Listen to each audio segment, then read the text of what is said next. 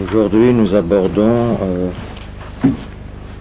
pour ainsi dire, l'essentiel du tantrisme que je répartirai en deux cours.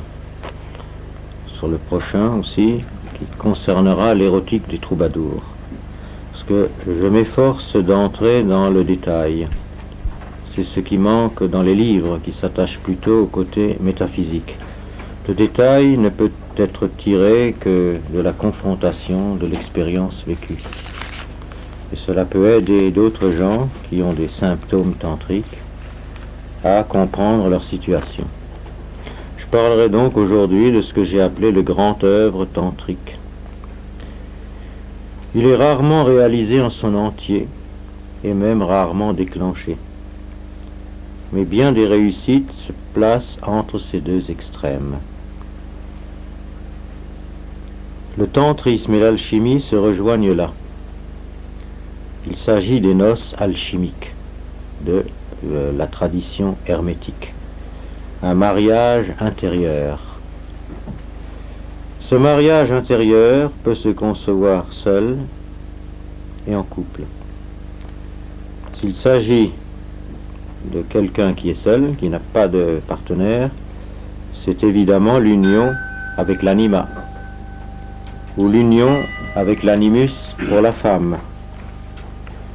Cela peut être aussi l'union avec une fée, avec une muse.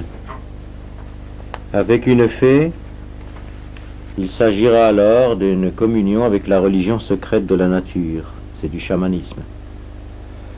Mais la fée peut avoir une importance transcendant le chamanisme, elle peut faire un travail sur les centres psychiques, les chakrams. Avec une muse, cela donnera l'inspiration artistique. Nous reverrons ce point avec l'érotique des troubadours. Le mariage avec la muse se fait surtout chez l'homme. Les 9/10 des grands écrivains, artistes, etc. sont des hommes depuis fort longtemps, aussi loin que l'on puisse remonter dans l'histoire. La femme n'est là que comme l'exception qui confirme la règle. L'union avec l'anima, l'animus, avec la fée, avec la muse, donne par moments un état d'euphorie, un état de jouissance, certains disent cosmique, c'est beaucoup dire, disons une euphorie sensuelle. En couple, le grand œuvre existe aussi, mais cela se passera différemment. Si le double de la femme est implanté dans l'homme et vice-versa, il peut y avoir également ivresse dionysiaque. Cela revient à dire que la femme fera l'amour avec le double de l'homme en elle, d'où une euphorie sensuelle, et la même chose pour son partenaire. Dans le couple tantrique, le double de la femme se fixe à l'avant du corps de l'homme, et c'est parfaitement sensible. Celui de l'homme se fixe dans le dos de la femme. Voilà encore une notion qui surprend, et pourtant cela existe. C'est rare, mais pas introuvable. Il est évident que dans un tel cas, le couple forme une seule âme. C'est un tulku, comme disent les Tibétains.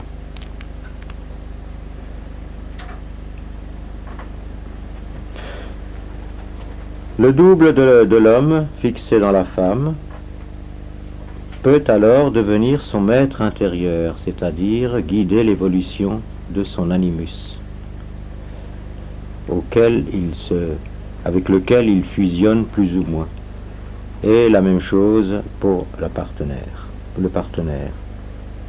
En tout cas, l'union intérieure, seule, ou par le couple, procure joie, euphorie voluptueuse, érotisation intense, ce que les Grecs appelaient l'ivresse dionysiaque.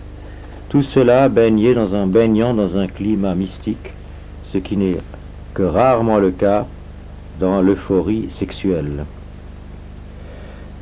Dans un état suivant viendra l'éveil de certaines facultés d'intuition, de médiumnité. Par ailleurs, cette euphorie érotisante, qui est un mouvement d'énergie, est un remède contre l'hystérie ou l'hypocondrie, qui est la contrepartie masculine de l'hystérie.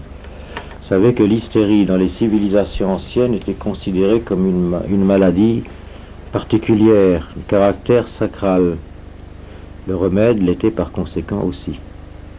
Le phénomène d'hystérie peut précéder l'initiation chez la femme, comme la mélancolie peut précéder l'initiation chez l'homme. Hystérie et hypocondrie peuvent aussi être des signatures d'échec. Il y a dans le tarot un arcane, l'arcane 6, qui est celui de l'amoureux, et qui est absolument l'allusion à ce que je suis en train d'expliquer.